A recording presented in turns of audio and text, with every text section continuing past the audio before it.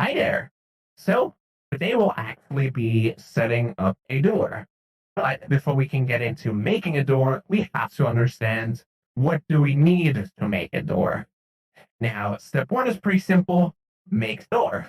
But how make door? Well, it's pretty simple, and I'll show you an existing door.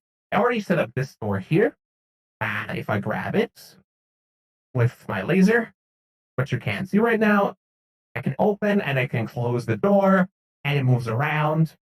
And it's pretty neat. Now, one of the important parts for a door is that its pivot has to be on one side of it. Otherwise, the pivot is not going to work properly.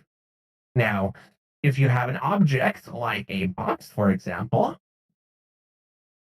then the pivot is generally going to be in the center of the object by default. So if we select this, you'll see we can move the object, but we can only move it along its center, which means if we rotate the object, it will actually rotate like this. And that's not really ideal for a door to be rotating like this. Doesn't doesn't really open very far. You'd have to like slide past it, and that's not really ideal. So instead, what you have to do if your object does not have a proper hinge is you have to make your own hinge. So what I suggest doing is first make a new child on your object, such as this box. We'll actually call this the hinge. And what we'll do is we'll first move the hinge all the way to the right of it. Now, if you know the dimensions, such as with this box here, you can actually just look at the dimensions of the box, and from those dimensions, calculate how far you need to be offset from the center of it to the side for it to be on the edge of it. Now, you can also do this with any arbitrary object, as with this thing here, because what you can do is if it has a mesh collider, you can actually convert it into a box collider. So if this had a physics collider, mesh collider, I could actually click replace with box collider, which generates this box collider, which tells me its exact dimensions if it was a box, and if I click visualize collider, it even shows you the box, which is it's really nice and useful. But we'll just eyeball it for now because we just want it to like work as a door. So let's say our door has for some reason hinges that are exactly in the center and they're just anchored like this. So let's just do this. Now, if we were to try and rotate the door right now, you'll notice that it'll still just rotate like this instead of moving on its hinge. This is because what we have to do is we have to do a little switcheroo. We'll have to open up the hinge like this. Then we'll say parent under weld root or local user space, either works. And next we'll grab the box and parent it into the hinge. Because now our hinge is actually the parent. We'll also remove the grabbable from the box, or what you can also do is you can move it over onto the hinge, but we won't need the grabbable. Now, once you have the hinge as the parent, if you rotate the hinge, you'll quickly notice that it now actually properly rotates along its hinge. Which means we can now open and close this door. Isn't that great? I'm going to quickly swap the projection just so it's a little bit easier to rotate, even if it's a bit janky to use projection like this for rotation. So, yeah. It does not want to comply. Projection is a little bit weird when you're trying to rotate an object, as you can see. It's trying to guesstimate where I'm pointing. Yeah, there we go. It rotated a little bit. I'll take that as a victory. That's why I generally use tip, because it just gives you a lot more control over rotating the object. But yeah, now that it rotates on its hinge, we need to actually make it able to be grabbed and rotated. So all we need to do, ideally, make a parent for the hinge so that the hinge is at 0, 0, 0, 0, 0, 0.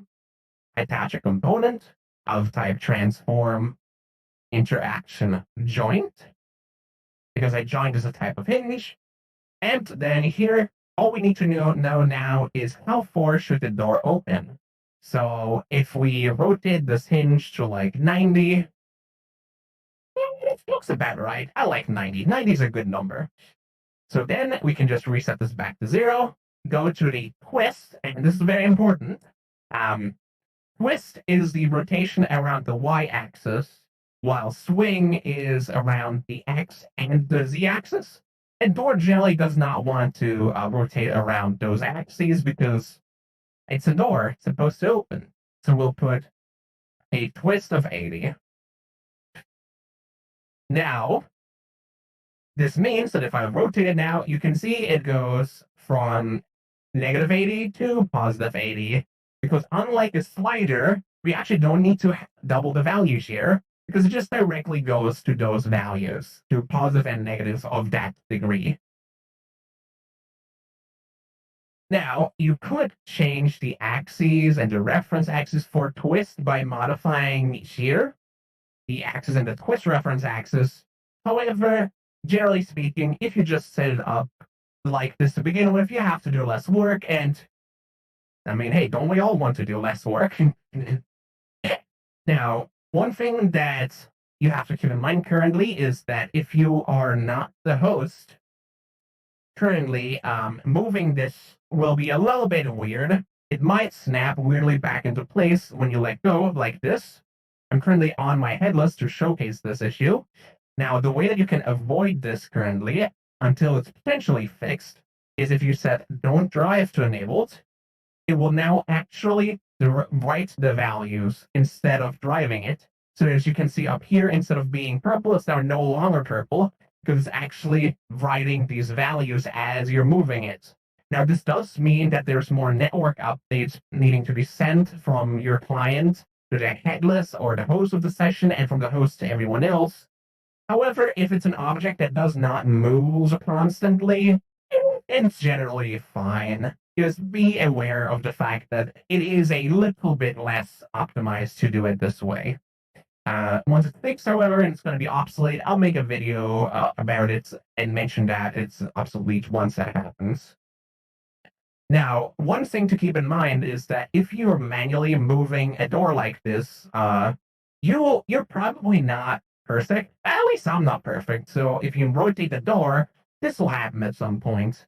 And this is not very secure. Anyone can just like put their arm in there and get it stuck. And we don't want to deal with those kind of lawsuits, you know?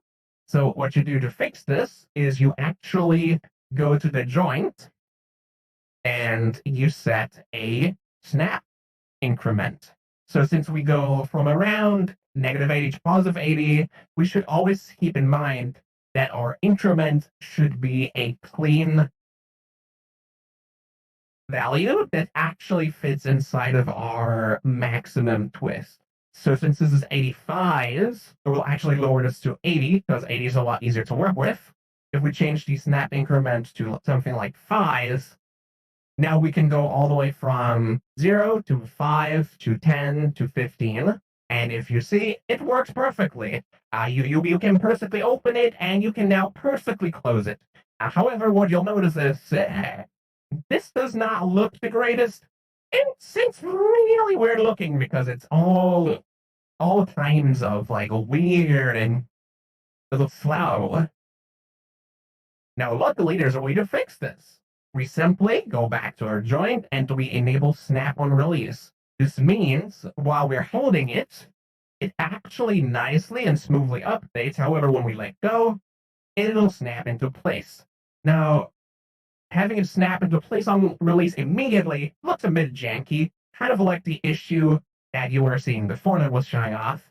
However, if we actually change the snap time here to something like 1 and then move it, you can see that every time we let go, instead of immediately snapping into place, it just had a little bit of after swing.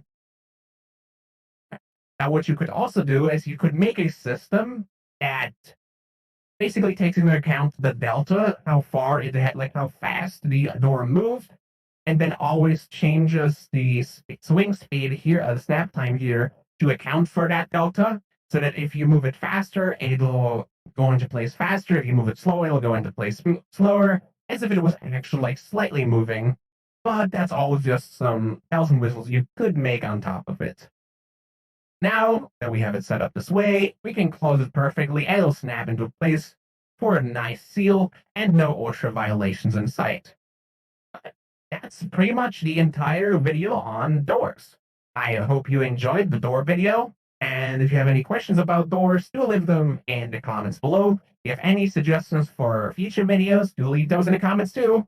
I hope to see you in the next video. Bye-bye!